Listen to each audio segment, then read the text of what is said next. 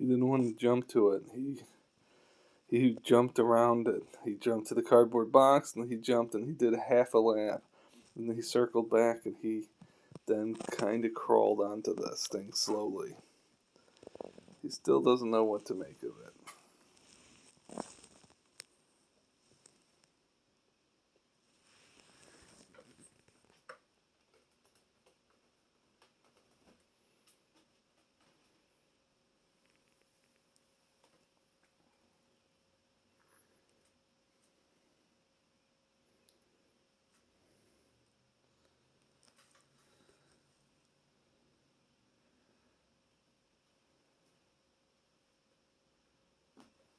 Like I said, I think it's going to take him a little bit of time to truly warm up to it.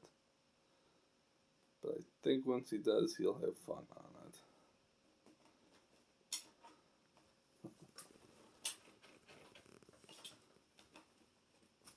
Hi.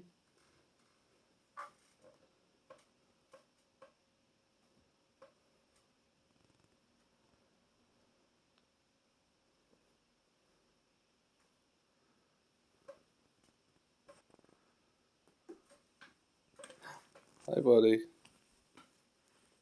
Are we done right now? Okay.